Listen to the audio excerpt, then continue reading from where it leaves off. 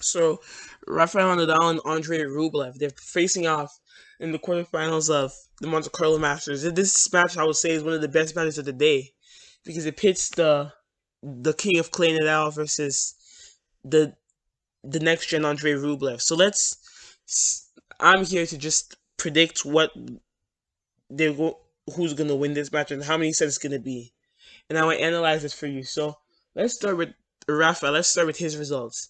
He's been really good so far in Monte Carlo. He's not even. I expected him to be a little rusty. Sorry for some rustiness, but he hasn't even looked like that so far. He played against Delbonis in the first round, and Delbonis. I expected that it would be a tough, maybe a little bit of a tough match because Delbonis is a lefty.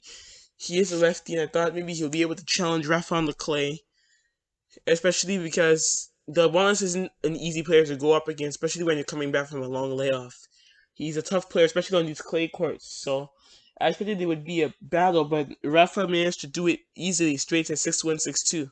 So good win for him. He then played Grigor Dimitrov, and while Dimitrov wasn't at his best, you have to give credit to Rafa. It was a good win for him. He won really well. He played well and beat him 6-1, 6-1.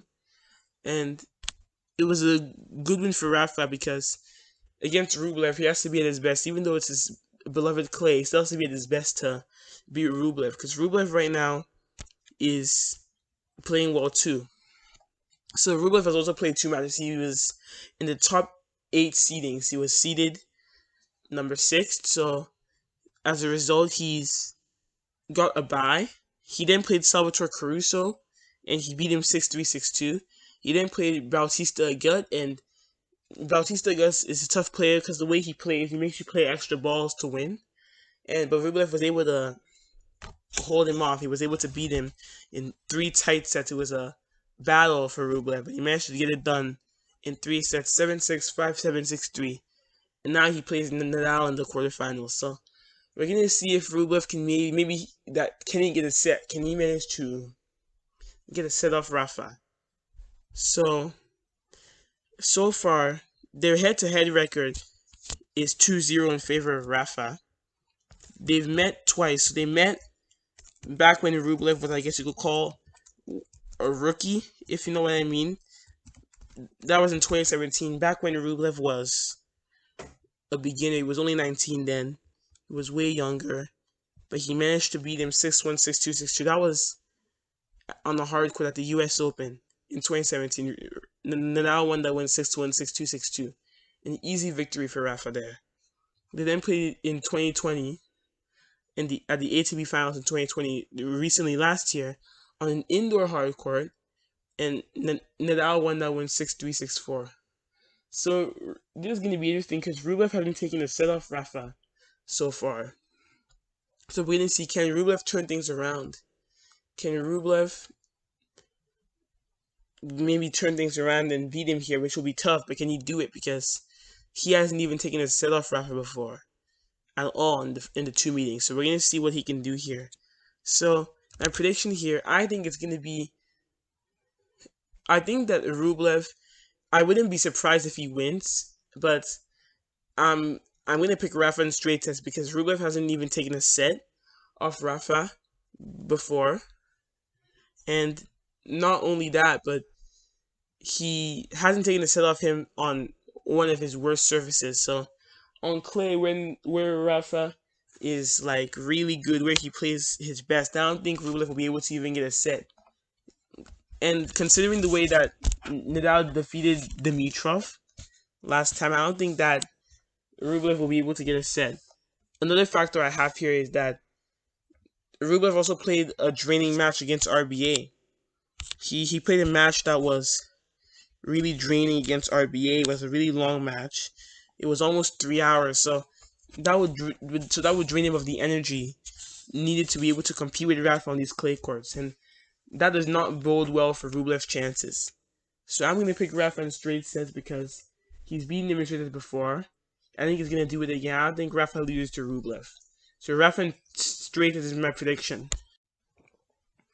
So Dan Evans and David Goffin, they're facing off in the quarterfinals of the Monte Carlo Masters.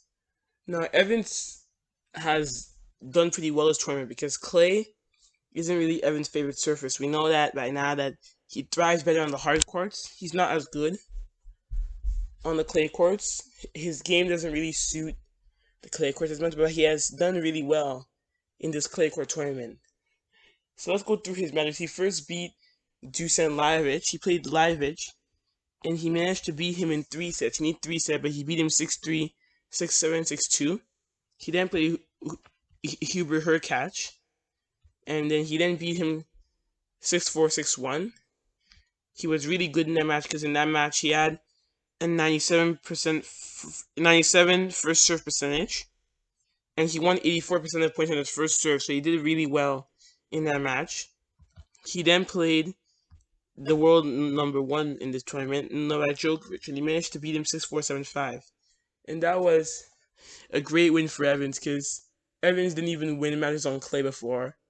He hadn't even really won. He hadn't won any matches of this tournament before, and Djokovic also had beaten Sinner in straight sets in a good performance. So we thought that Evans wouldn't be able to win, but Evans proved them wrong, and he beat him in straight sets 6-4, 7-5. And now he plays David Goffin, who has also had a good tournament this week. So David Garfield hasn't really been so consistent this year, but he has had some good runs. He did make the semifinal in Antalya. He won the title in Montpellier, so he has had some good runs, Garfield, this year, and he's also had some good wins under his belts this year in this tournament specifically. He beat Cilic, who can be good on the clay, and not only that, but Cilic is also a very accomplished player. So it was a good win for Gorfan. He beat him in 3 sets, 6-4, 3-6, 6-0. He then played Cecchinato, who is a clay court specialist. He reached the semifinals of Roland Garros. So Cecchinato can also be a very good player, a very good clay court player as well. But he managed to beat him 6-4, 6-0. And he played Sasha Zverev, and Sasha Zverev had also had a good win against Sonego, who was in form. So I thought that Gorfan maybe wouldn't be able to beat him, but he was able to beat Sasha Zverev 6-4, 7-6 after saving a set point in the second set. So good win for Gorfan, because that's in particular the Zverev win, I think, was his best win in some time. His best win in a year about, I believe. So a good win for Goffin because he's looking like he's back in form. Last year he kind of fell off because he tested positive for coronavirus, and by the time October came around, he was kind of he wasn't in form. He was losing to players that were ranked below him. So it's good to see him that he's back in form now. He's in good form and he's ready to play. So let's go to their head-to-head. So Dan Evans and David Goffin, they've met once, although it won't really be of much relevance because it was on a hard court. And Evans won that one 6-4, 6-4. But it was on a hard court, so it won't really be of much relevance now because that was on a hard court where Evans is better. But here we're talking about clay, where he has struggled, but this tournament he seemed to really do well. So we're going to see what will happen. So my prediction for this match, I think that Evans is going to win. Well, Goffin should win because he's better on the clay. Evans is really proving people wrong this week, and his form can't be ignored. I don't think I can ignore his good form here. So I'm going to pick Dan Evans to win this in 3 sets. I think it's going to be a 3-set victory for Evans, with Evans winning it in the third set. So I'm going to pick Evans in 3 sets. So Stefanos Tsitsipas and Alessandro Davidovich Fokina, they're facing off in the quarterfinals of the Monte Carlo Masters. Now let's go through each of the players' results. So Tsitsipas has had a good week this week. He's looking so far, now that Djokovic is out, he's no longer in the tournament. He's looking like one of the best players in the draw so far. So that's a good sign because he had a chance to make the final. Now a lot of the good players have been knocked out, like the world number one. So let's go through each of his results here. So he first played Karatsev in the first round, and he managed to beat him 6-3, 6-4. He then played Christian Garin, and Garin is a player that he's good on these clay courts. He was also in good form. He won his first two matches convincingly, and not only that, but Garin had also just won a title earlier this year. He won it in his native Santiago, so he could have been a danger, but Tsitsipas managed to put him away in the same form that he did against Karatsev, and he did that 6-3, 6-4. So a good win for Tsitsipas here against Garin, considering that he's a good clay quarter. And now he plays Davidovich Fokina, and he'll have to be at his best again to beat him, because Davidovich Fokina has also had a great week this week. And plus, he's also a really good clay quarter too. So Davidovich Fokina has played 3 matches. He wasn't seeded, and he wasn't in the top 8 seeding, so he didn't get a bye. So he had to play 3 matches. He first played against Alex de Minaur, and he beat him 6-4, 7-6. He then played against Berrettini, and that was his first top 10 win against Berrettini. It was his first top 10 win, but he managed to beat him 7-5, 6-3. And he played Luca Pouille, who looked in good form based on his first 2 matches. He looked like he was getting back to his form, his former levels. So that could have been a tough match for Fokina, but he managed to put him away in straight sets, 6-2, 7-6. So right now, he plays Tsitsipas in the quarterfinals now. So the question will be, can he keep up this good level? Will he be able to maybe defeat Tsitsipas? Because Fokina is a good clay court player, and if Tsitsipas is off, he can probably take advantage of maybe Tsitsipas not being at his best. So it's going to be a question that's going to be asked here, that can can Davidovich Fokina manage to win against Tsitsipas? Can he take advantage of Tsitsipas maybe being fatigued? Well, I know he's not fatigued, but can he try and maybe take advantage of Tsitsipas not being at his best if he isn't, or take advantage of any blimps in his game to be able to beat Tsitsipas here? Now let's go to their head-to-head. So they've never met. So their head-to-head right now is 0-0, since Tsitsipas and Davidovich Fokina have never met before. So my prediction here, I think that Tsitsipas is going to win this in 3 sets. I don't think it's going to be straight sets again. I think that Davidovich Fokina, he's been playing well. He's been playing really well so far, and I think that Tsitsipas is going to win. But I don't think that Fokina will go away easily. He's played really well this week. He hasn't dropped a set, just like Tsitsipas hasn't dropped a set, and he's beating good name players like Berrettini. He beat Pouille.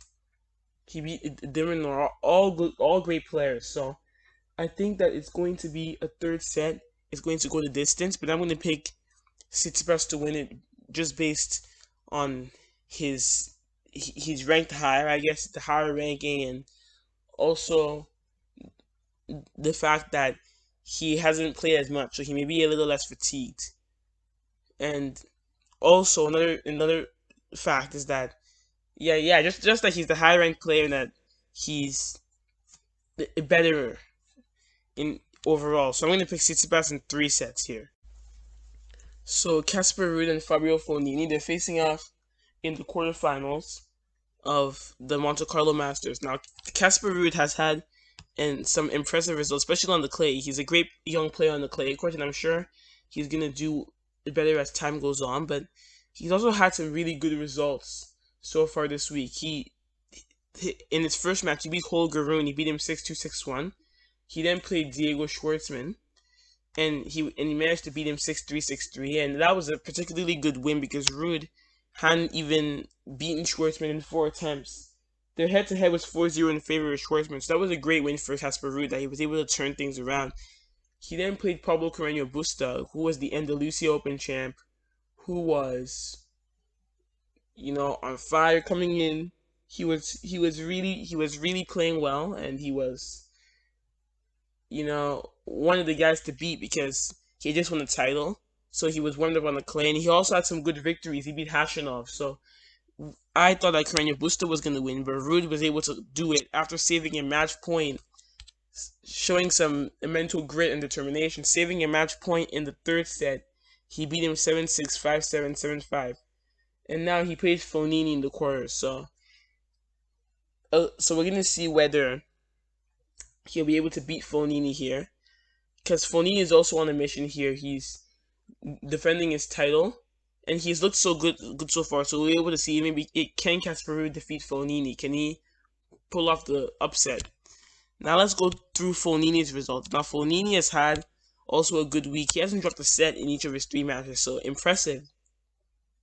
Because he's playing really well. He hasn't dropped a set. He's been on fire so far this week. And he can beat anyone when he's in that zone and when he's focused. So we're gonna see whether he can keep it up. In his first match, he beat Kecmanovic 6-2, 7-5. He then played Thompson and he beat him 6-3, 6-3. He then played Filip Krajinovic and he managed to beat him 6-2, 7-6. And then he now played Casper Ruud in the quarterfinals. He now plays him in the quarterfinals. So he hasn't done a set, especially against Krajinovic. It was a good win because he was down. Krajinovic was serving for the set in the second set. So it was good that Fognini was able to come back. He was able to beat him in straight sets. And he hasn't dropped a set this week. So he's been playing.